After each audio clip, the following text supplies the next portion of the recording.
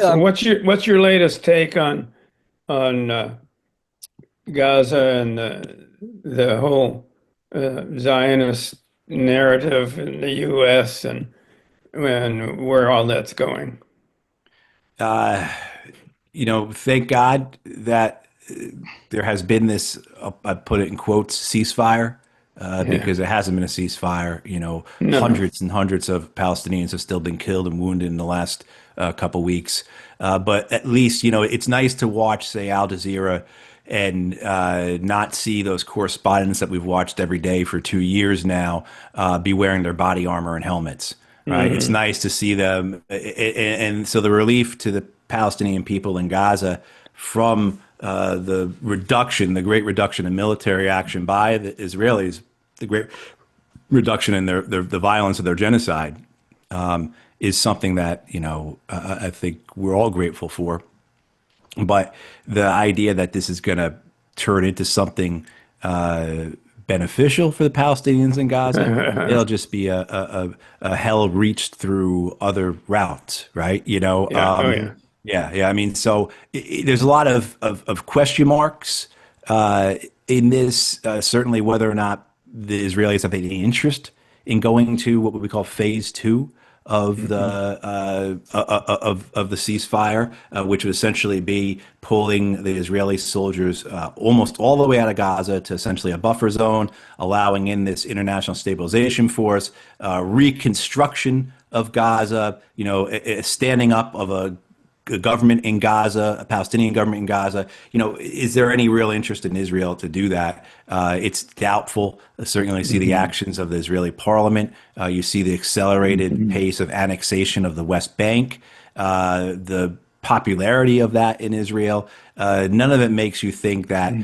the Israelis have any interest in achieving anything other than getting the last of their remaining hostage bodies back. And some, I think, don't even care so much about that. No. So it's at a very difficult spot. What this administration, this American administration, wants to actually get out of it, it's insane that we have to factor in Donald Trump's desire for the Nobel Peace Prize as having a large role in Hmm. that, but it does. It does. What's Trump's calculation on that? Like, is he still interested in that? If he is, then what does it mean for this next year? Does he want to see the ceasefire last the entire year to guarantee him the peace prize next year? Or is he okay with the Israelis going back to their ethnic cleansing and then he rides to the rescue at the end again to to bring about a ceasefire and peace like he did this time, like he did when he came in for his inauguration? So all of this, revolves so much around the personal machinations of Donald Trump, which is absolutely sounds ludicrous and crazy to say out Hmm. loud, but it's the truth. I mean, but this is no different than if people ever read like the Decline and Fall of the Roman Empire and Hmm. were given right. These are the stories he tells of the emperors there. About their megalomania, about their own insecurities, about their paranoia, about their greed, about their lust, about their vainglory, right? So history tells us that yes, something as obscene as wanting to win the Nobel Peace Prize can be the reason for the lives and deaths of hundreds of thousands in Gaza. so Hmm. is this why we've got those babysitters over there with Kushner and Rubio and Witkoff and I'm missing the fourth one. Uh, d- d- d- d- d- d- I'm Vance. missing it. It Oh, was JD. Kushner, Yeah, he was Rubio, over yeah, there for a little Yeah, bit. Yeah. and Vance. So yeah. I mean, it was really interesting to watch Rubio glare at Netanyahu while Netanyahu's doing his smile and chatter, and Rubio was just glaring at him, and it was like, what is he even saying? But Rubio is pissed. Vance Right. has been pissed. Kushner, who knows where Kushner is, and Witkoff. Well, I haven't seen him mad, but it's just interesting. We've got all of these people there, either massaging or trying to direct Mm. Israel. Right. Some Right. places. I think you could read Kushner and Wickoff as wanting to please Donald Trump. That, you know, Mhm. as their son-in-law and one of his good friends, they really believe in his agenda and they want to see it through. Plus, they are also both in a place to have their pockets really lined Yeah. prettily if this goes through the way they see it, where it's going to be this reconstruction of Gaza, and it's going to be a tech hub for the Middle East, and all these AI data centers and these luxury apartment towers, and it's going to be the Dubai of the Mediterranean, or the Singapore of the Mediterranean, or however they like to describe it. The Riviera was how Trump described it. So I think Kushner and Wickoff do have a real and Mhm. sincere interest in seeing it through. Um, I don't know about Rubio and Vance in terms of what they actually want in their hearts, but they are carrying out the orders of their boss. And they were, as you said, Jim, very clearly upset and disturbed and angry by the actions of the Israelis this past week. You know, while J.D. Vance was there, the Israeli Knesset Yeah. voted to next the West Bank. It was Yeah. 25 to 24. There's Yeah. 120 members of the Knesset. Benjamin Netanyahu's Likud party more or less abstained, except for one person who was the tie-breaking vote. Mhm. And this was a legally consequential bill that now makes it, and the way the Knesset works, it has to go through, I think, three more votes before it actually becomes law. So it's a process. But So, as of now, this is a binding yeah. law of the Israeli government that annexation of the West Bank is Mhm. what we're going for. Again, it's in the process, but it's Mhm. there. And so you saw J.D. Vance very upset about this, called it, said he was angry about it and called it one of the most stupid things he's ever seen or something along those lines. So, then you had Donald Trump respond by saying if the Israelis annex the West Bank, that's the end of Israel for the U.S., that we're never going to support them again, that Mhm. they'll lose all our support. It was a pretty fierce and tough tone that Donald Trump had when he Mhm. said that. And again, it's so personal. I don't think he's got any interest in the Palestinian people. I don't think he cares at all about the upholding the rule and strength and the rule strength and say the integrity of international law. I don't think he's concerned about No. that at all. He is concerned about his Mhm. own vision, his own goals, his getting screwed over by Netanyahu, not winning the Nobel Peace Prize again, Mhm. whatever else he has, that's fomenting within him Right. that wants to see his peace plan carried through. Some of it, I think, is for personal gain, as we discussed with the reconstruction. But I think a lot of it's just his own visions of personal glory. Hmm. Well, and the reality in the West Bank is Israel's got it so chopped up with settlements Yeah. that how do you, in Yeah, reality, how do you not make it annexed? How does it not become annexed? It Yeah. may Yeah. not be For all annexed on practical. paper. Yeah. It may not be annexed on Yeah. paper, but They have right, sovereignty over the entire West Bank right now, just by right. virtue of their military occupation. Right. I was there in the West Bank a year ago, and we could get to the cities okay, as long as we were going from Jerusalem in a direct line to Ramallah, to Hebron, to Nablus. Right. We could get to Bethlehem. We could get to the cities okay. But if we tried to go from one of the cities to another city, right? So indirectly or cut or going not indirectly, going a straight line to them, not going back through Jerusalem and back out. It was near impossible. And for us to get to any of the villages that we wanted to go to, Mm-mm. we couldn't.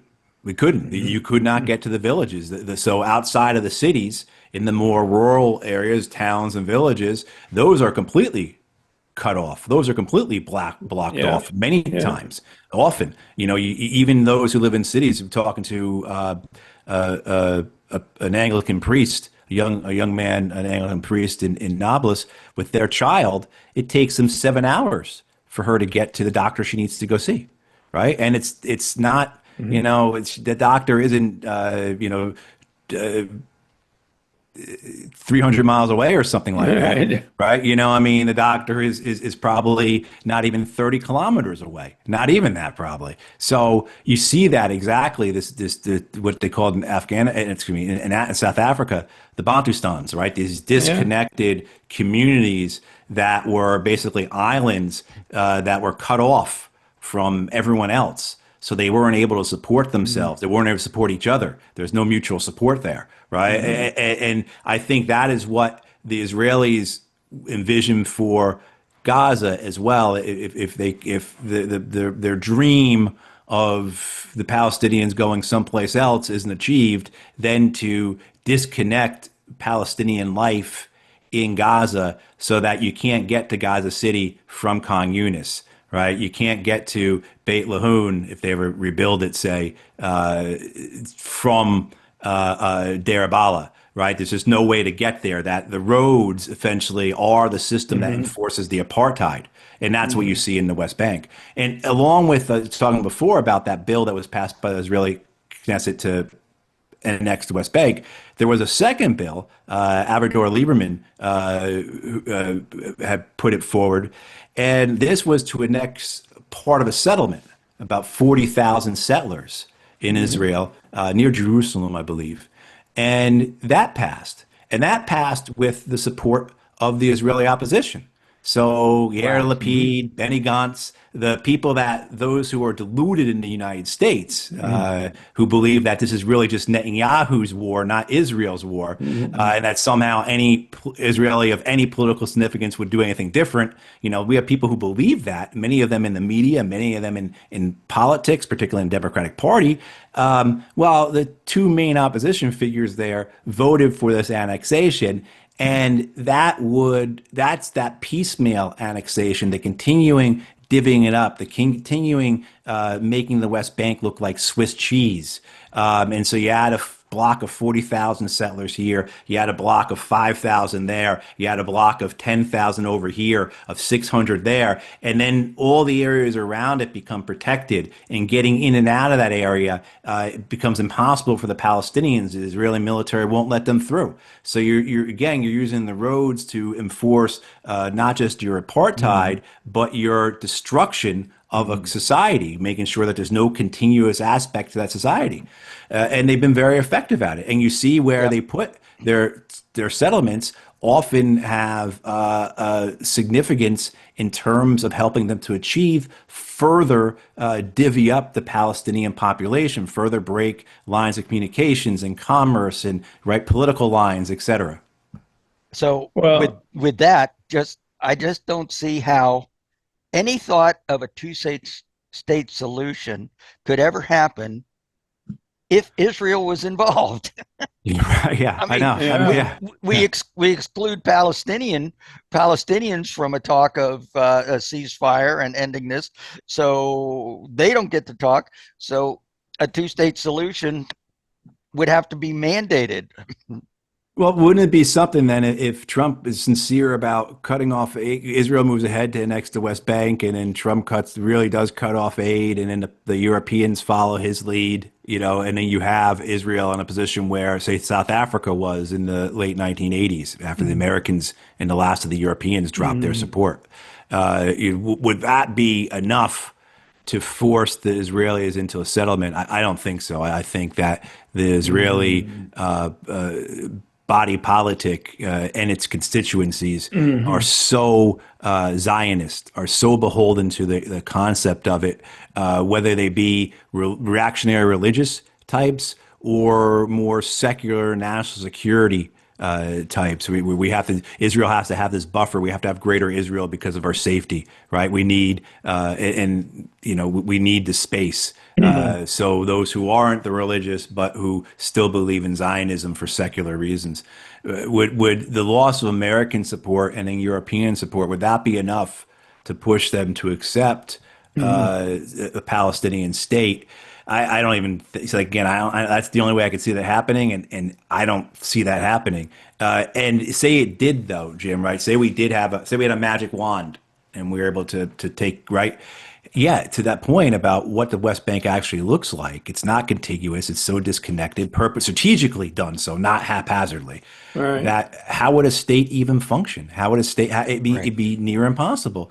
I mean, so you'd have to have, if you did have that magic wand, you'd have to just go back to 1967 borders, and which is what has been on the table through the Arab peace accords for decades now, since 2003 or 2004 or whatever. It's the solution that has been there, and the Israelis have been masterful at obscuring what the solution is, and then if anyone brings it up, then they're able to delay it, and in that delay time, they're able to make it impossible, which is essentially what the story has been since 1993 with the Oslo Accords. The Israelis were able to obscure the process, then they were able to delay the process, and now they've made the process impossible. And, to give them credit where credit's due, because they've been really good at accomplishing what they've been trying to accomplish. And I think that's where you see the anger in Israel, too, at the reactionary right in Israel. Those who pushed for this annexation of the West Bank was not that they were not that they wanted the West Bank. What you can imagine the conversations between the more secular minded, the not far as right wing, as voted for it, along the lines of, look, man, we want the same thing as you, but you're not going about it the right way. You need to do this more subtly, do it slower, right? Have some tact in it. Don't charge into it like a bull, and we'll get what we want. You just have to do this smarter, not harder, because that's what the vast majority of Israeli politicians, and in the high majority, in some cases, over 80% of Israelis seem to want. Do you think there's any economic sanction approach that would force Israel to change their behavior and their goals? I know BDS is but it'd have to be Harvey. It'd have to be on the scale of South Africa, where the entire world is cutting it off. It'd have to be on that scale. Right. And the Israelis understand that. The Israelis learned from that. The Israelis learned from two things in the 80s: their invasion of Lebanon and the South Africa, what occurs with South Africa, and they, in terms of how to handle the Americans and what they want from the Americans, and to a lesser extent the Europeans. But certainly in '83 with their invasion of, or '82, whichever was their invasion of Lebanon, and how bloody it was, and how that was explained here in the U.S. The news networks, the newspapers reported on Israeli atrocities in Lebanon, to the point that there was political pressure put on Ronald Reagan to make them stop. And he did. He called up Menachem Begin, said, stop your war. And he did. And the Israelis came away from that saying, we can't allow that to ever happen again. We are completely dependent upon the Americans. And if we, even at that point where most of our support to Israel is economic, a lot of military, more than say 10 years before, but a lot of economic support then still. And the understanding then by the Israelis is that we really have to control the information space, so control the media, as well as then we have to do a better job of controlling the political space in the U.S. And that's where you see the foundations laid. They're already there, certainly, but the modern foundations of the lobbying efforts by the Israelis through their organizations like AIPAC that have been so successful in controlling American policy with regards to Israel. They brag about it all the time. They themselves say we're successful, So, and then with the South Africa, what the Israelis learned was like, we can't get separated from the Americans like the South Africans did. If we lose that, then game's over. And so you're seeing talk in Israel about not being able to depend upon the Americans. Netanyahu made that comment a couple months ago about making Israel like super Sparta and being being self-sufficient economically. I don't think that's possible. It's a nation of 9 million. I just don't see that occurring. But that could be the goal, because that would be the danger that they would face. But I think they're more I think their understanding is that it's going to be easier for us to keep the Americans in our pocket than it is to become economically self-sufficient. And this issue now with Trump, then, who had the gall to say, I'll stop all support, that must really be causing them to consider what their next steps are going to be to appease Trump, keep him in their good graces, rather than risk losing the support he's been so gracious in giving them. Do you Well, see? Trump's base is another potential concern for Trump in terms of America first, and there's a lot of uh, anger toward Israel among his own base. Right. And you've seen the Israeli propaganda efforts, known as Yeah, Hasbara, greatly increased. I think the Israeli right. Foreign Ministry is allocating $150 million more for propaganda efforts against the United States. And just a few weeks ago, there were a host of stories that came out about the various schemes that are being carried out by the Israelis against the American people in an information war. And some of the, whether it was paying social media influencers Yeah, $7,000 per post if they make a yeah, pro-Israel or I guess anti-Palestine post, that probably gets the same amount of money for you. Other things too. There's this one of the organizations involved in this. Donald Trump's former campaign manager is involved in this. This is all very serious, high level stuff here. One of the efforts is to go into, with ads on your cell phone, you could be targeted just by the yeah, area that you're in, like geofencing, they call it, right? yeah. So people who go within this fence, this is like this fence that we've established digitally or electronically, they're going to receive these ads. And what they're doing is they're putting those geofences around churches, around evangelical churches. And the Yeah, idea is when the people are in those churches, they're sent pro-Israel ads because the loss of, yes, exactly as you're saying, Trump's base, the loss of MAGA America First, particularly among younger people, is really worrying to them. Is really worrying to them. And so they're going to continue to do what they can to protect and, themselves, and that and includes evolving and increasing their propaganda efforts. with a lot of help from Larry Ellison and people like that. Absolutely. You've seen that so the aspect of kind of like the offensive propaganda, and then you've seen the censorship aspects where they're gonna go and just outright buy corporations. So Larry Ellison and his son David Ellison, if people are familiar, he owns Oracle. He at one point he passed. I didn't know this. I just heard this recently. Last year, at some point, he was richer than Elon Musk. He, passed him on the chart there. Yeah. So the second richest man in the world, essentially, who was a big benefactor of the Israeli Defense Forces. He bought TikTok, and he bought Paramount. So he Yeah. now owns CBS News and everything that comes CBS. with it. And Yep, he's trying. CNN is next. They're trying to Uh, buy, yeah, exactly. They're trying to buy Warner Brothers. They would have HBO and CNN. So you see those, and there's other efforts too like that. So you see the efforts to outright buy, or then you see the threats of censorship. People are very familiar, of course, with the suspension of Jimmy Kimmel, right? So you're going to have the government censor, and whether it's direct or indirect, whether it's just by shaking down the corporate ownership, then that's what they'll do. And then finally, they'll put the pressure on the corporations, the technology corporations, to censor.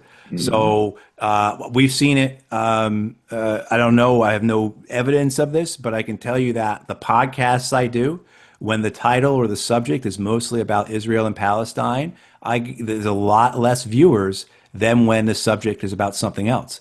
I was on the same Wow. show in the same week. This is a few weeks ago. Same show, same week. The episode we did on the YouTube version, the one we did on Israel Palestine had 20,000 views, and then the one we did on Russia and Ukraine had, I think, over 100,000 views or close to 100,000 views in the same week, like literally 2 or 3 days apart from each other. Same host, same person. Yeah, so there's that censorship that's out there that the corporations can be forced, or threatened into, or coerced, or they just want to play ball. Look at all these corporations that are giving the hundreds of millions of dollars to build the 90,000 square foot ballroom right, yeah. the White House, right? Oh, that's disgusting. Right. It And then just the final thing, I know this is long-winded, but the right. final part of all this is the national security presidential memorandum number 7 that Donald Trump Oh, released yeah. a month or so ago that lays out all the criteria from what makes you a domestic terrorist. Terrorist, And right? there's like 20 points on there. I think we've probably hit 3 or 4 at least on this At least. episode so far, right? I mean, I Let's mean, hope so. Yeah. we haven't even brought up Mandami, So Well, that's where I was going. catapult us That's to the where I was top of the going to list go probably. next. But right, I mean, so if the offensive, the propaganda doesn't work, if the buying out the corporations, the platforms, whether large or small, the censorship, whether it's government or corporate censorship, if all that doesn't work, well, then you're a domestic terrorist as defined by National Security Presidential Memorandum number 7, because you're saying all of these anti-American, anti-Christian, anti-capitalist, anti-Israel, anti-whatever. There's like 20 of them. Yeah. That makes you a domestic terrorist. So if all those other efforts, right, if they don't work, if the propaganda doesn't work, if buying things out doesn't work, if the censorship doesn't work, then, well, we'll arrest people and we'll financially ruin them.